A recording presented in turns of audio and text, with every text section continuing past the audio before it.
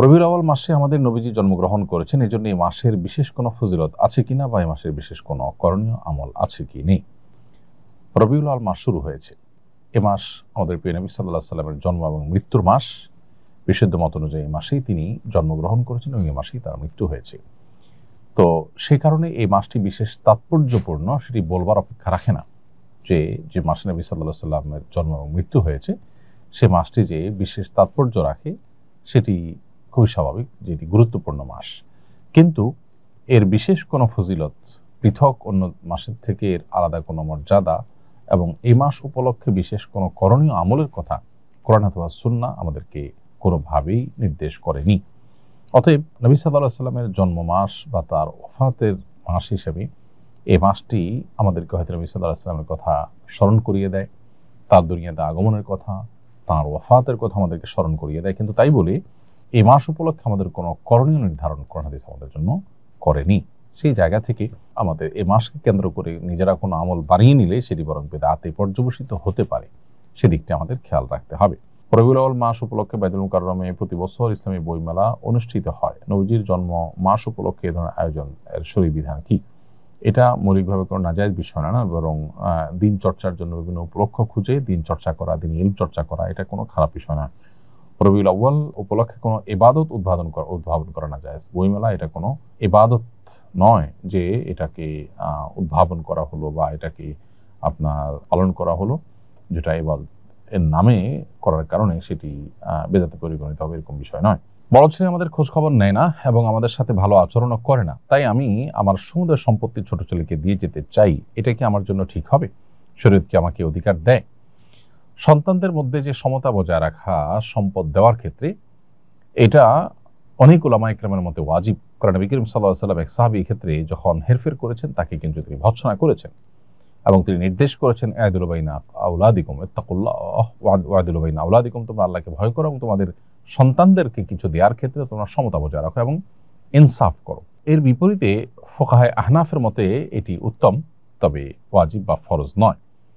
তো এটার উপর ভিত্তি করে যদি কোনো সন্তান ফাসেক হয়, ভুল পথের যাত্রী হয়, ভ্রষ্ট হয়, খারাপ হয়, তাহলে বাবা মা উপহার উপঢৌকন দেওয়ার ক্ষেত্রে তাকে যদি খারাপ সন্তানকে যদি কোনো কিছুই না দেয়, সেক্ষেত্রে ফুকাহা হানাফি উলামা ইকরাম সেটিকে জায়েজ বলেছেন। যেমন মুফতি শফি সাহেব রাহিমাহুল্লাহ এটিকে জায়েজ বলেছেন, কিন্তু আর উলামা ইকরাম এটিকে জায়েজ বলেন না এবং অন্যান্য উলামা ইকরাম এটিকে জায়েজ বলেন না। কারণ সন্তানকে সম্পদ দেওয়া এটা বাবা মার কর্তব্য।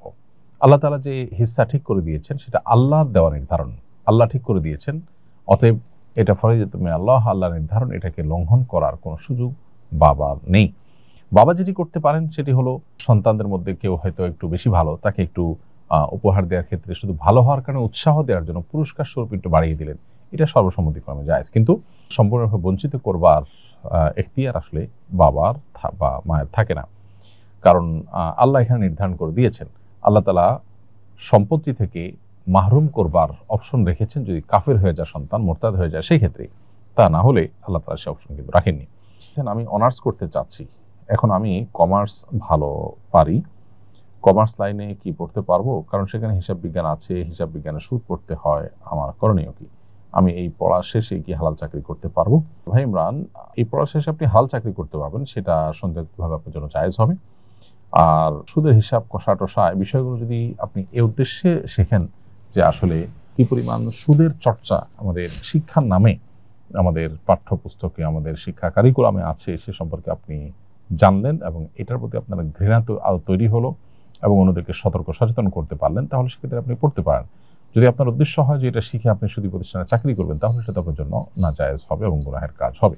এহরাম অবস্থায় ইচ্ছাকৃতভাবে সুগন্ধি ব্যবহার করা নিষেধ, কিন্তু কাবা শরীফের দরজার চৌকাঠ বা গায়ে সুগন্ধি লেগে থাকে, কেউ যদি অবশেষে দোয়া করার জন্য সেটা ধরে এবং তার হাতে সামান্য সুগন্ধি লেগে যায়, তাহলে এতে কোনো গুনাহ বা উমরার ক্ষতি হবে কিনা?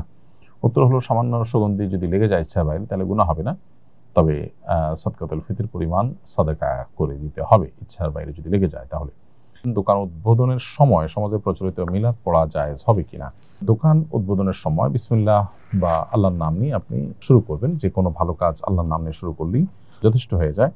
এই ছাড়া আপনি দোকান উদ্বোধনের নামে যদি প্রচলিত মিলাদের আয়োজন করেন, তাহলে সেটা শরীয়ী দৃষ্টিকোণ থেকে কোনো জায়েজ কাজ হবে না, বরং বিদআতে পরিগণিত হবে। নবী করিম সাল্লাল্লাহু আলাইহি সাল্লাম বা সাহাবা একরাম কারোর মধ্যেই কিন্তু এরকম কোনো আমল পাওয়া যায় না যে তারা কোনো ঘর বাড়ি উদ্বোধন করার জন্য কোনো বিশেষ আমল করে তারপরে বিশেষ কোনো আনুষ্ঠানিকতা করে এ জাতীয় কোনো কিছু করে তারা উদ্বোধন করেছেন, এমনটি পাওয়া যায় না।